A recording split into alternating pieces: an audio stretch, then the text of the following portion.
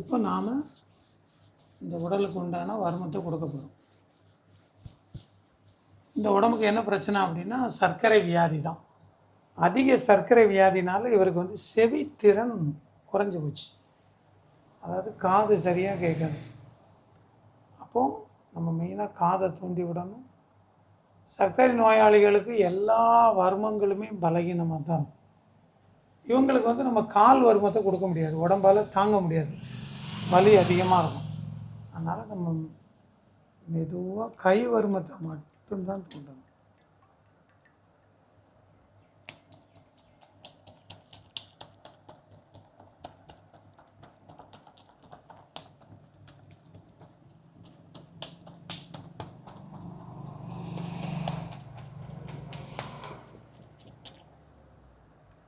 சர்க்கரை நோயாளிகளுக்கு வந்து உடம்புல எனர்ஜியுமே ரொம்ப கம்மியாக தான் இருக்கும்.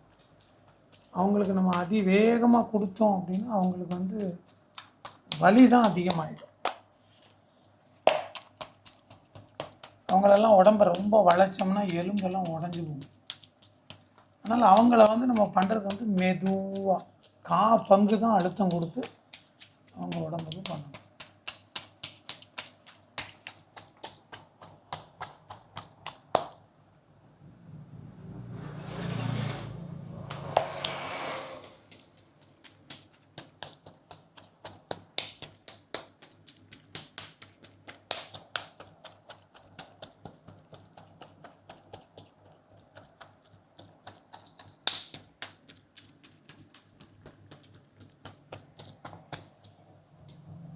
சரி, இப்போ வந்து நம்ம ஏற்கனவே பார்த்துருக்கோம் உடலியல் பாவகங்கள் மொத்தம் எத்தனை இருக்குது? பொன்னுசாமி சொல்லுங்கள்.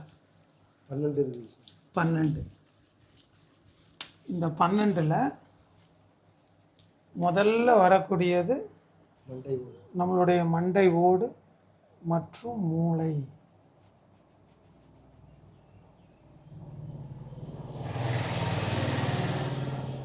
இரண்டாவதாக வரக்கூடியது முகம். மூன்றாவதாக வரக்கூடியது கழுத்து மற்றும் தோள்பட்டை. இந்த கழுத்து மற்றும் தோள்பட்டை எது அப்படின்னா சீருங்கொல்லி வருமத்திலிருந்து 1 2 3 4 5 6 7 8 இந்த 8ம் தான் மூன்றாம் பாவகம், அதாவது கழுத்து மற்றும் தோள்பட்டை. இதைத்தான் நம்ம ஆங்கிலத்தில் வந்து செர்விக்கல் பாயிண்ட் அப்படின்னு சொல்கிறது. செர்விக்கல் பாயிண்டில் மொத்தம் 8 எலும்பு அடுக்குகள். இதைத்தான் நம்ம வந்து மூன்றாம் பாவகம் அப்படின்னு சொல்கிறது. நான்காம் பாவகம் அப்படிங்கிறது இந்த செர்விக்கல் முடியுது பார்த்தீங்களா, இந்த இடத்த நமக்கு வருமத்தில் வந்து திவளை வருமம் அப்படின்னு சொல்கிறது. இதுக்கு அடுத்து நான்காம் பாவகம் அப்படிங்கிறது இதில் இருந்து ஒரு 6 விரட்கடை.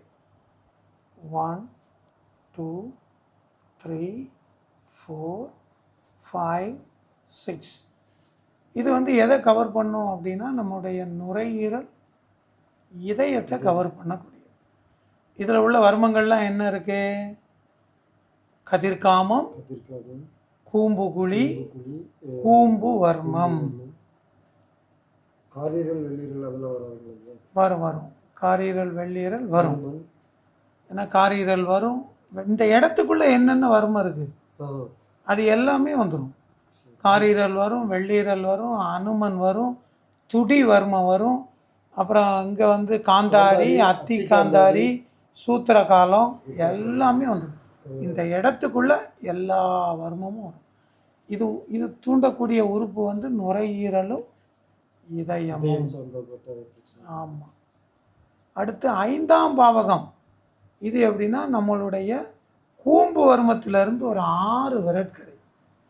1 2 3 4 5 6.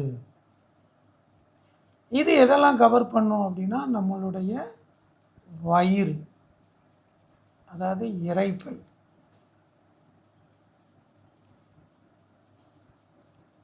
நம்முடைய செரிமான மண்டலத்தை தூண்டுறது இதுதான்.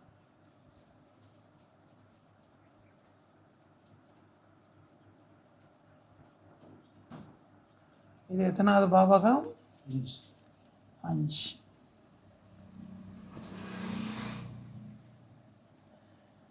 இது எது வரைக்கும் முடியும் அப்படின்னா உந்தி வர்மம் வரைக்கும் முடியும். உந்தி வர்மத்தோடு இது நிற்கும். இதுக்கு அடுத்து வந்து பார்த்தீங்க அப்படின்னா ஒரு 4 விரட்கடை. 1 2 3 4. இது உடலியல் பாவகம் 6. இது வந்து சிறுகுடல், கணையம், சிறுநீரகம், இந்த ஆர்கன்ஸை பூரா தூண்டக்கூடியது.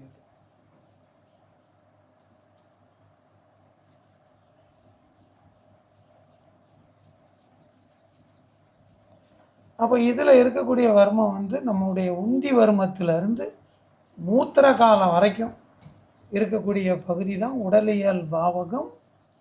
எத்தனை? 7 6.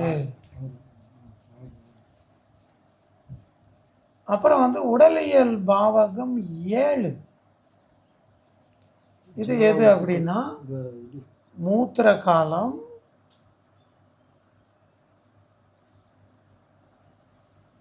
அப்புறம் ஆமை காலம்,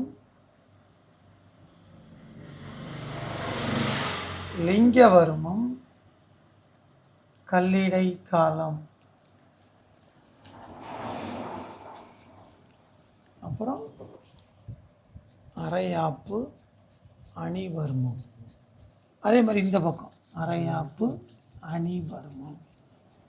இதுதான் உடலியல் பாவகம் 7. இது தூண்டக்கூடிய ஆர்கன்ஸ் எதுனா நம்மளுடைய இனப்பெருக்க மண்டலம்.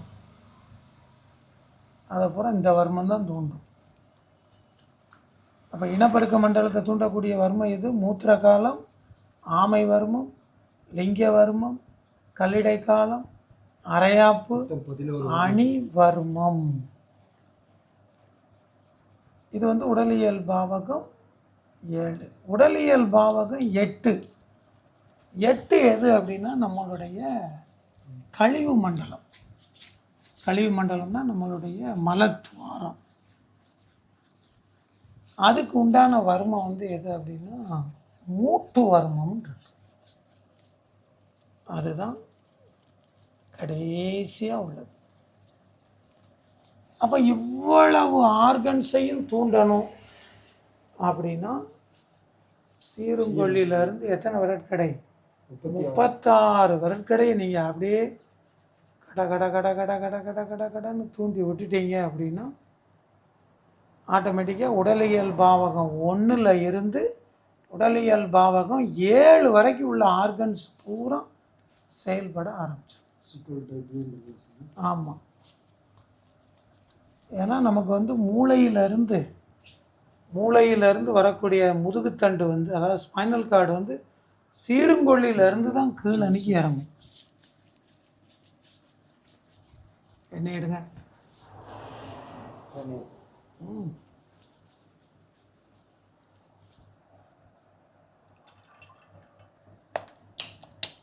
அப்போ சீருங்கொல்லியிலேருந்து இந்த 36 விரட்கடையை வந்து சரியாக தூண்டி விட்டுட்டோம்னாலே உடலியல் பாவகம் 7 வரைக்கும் உள்ள ஆர்கன்ஸ் எல்லாம் சிறப்பாக இருக்கும். அதுக்கு நம்ம பின்பற்றக்கூடிய மெத்தடு ஃபஸ்ட் வந்து சீகோல்டு மெத்தடு. பொறுமையாக தூண்டி விடும், நிதானமாக தூண்டி விடும்.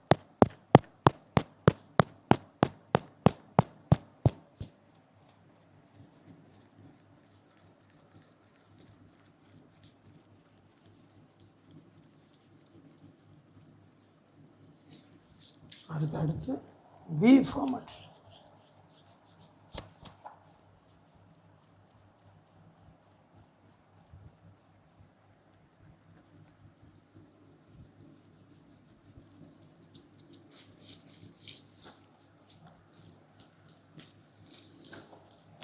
இதுக்கு அடுத்து அரைடி போடணும். அரைடி எடுங்க. அரைடி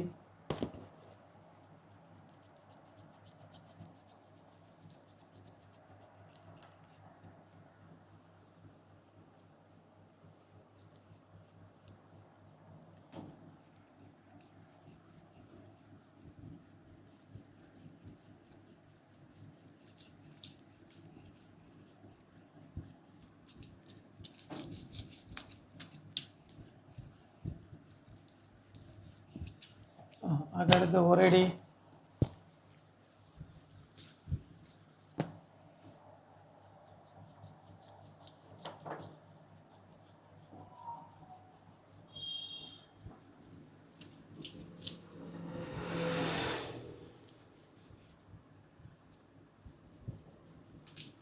இந்த ஆமைக்காலத்துக்கு கீழே வரும்போது இந்த கட்டையை இப்படி திருப்பிடணும். ஆமைக்காலம் வரைக்கும் இப்படி வரணும். ஆமைக்காலத்துக்கு கீழே இப்படி வரணும். அப்புறம் இந்த சைடில் வாங்க இல்லை வாரி எலும்பு, 14 காலத்தில் ஆமாம் சார், அவர்கிட்ட பேமெண்ட் எல்லாம் வாங்கியிருக்கேன். இந்த வாரி எலும்பை வந்து நல்லா தூண்டி விடும். ஏன்னா இந்த வாரி எலும்பில் தான் கேஸ்னால் அவங்களுக்கு மூச்சு அடைப்பு போன்ற பிரச்சனைகள் எல்லாமே இருக்கும்.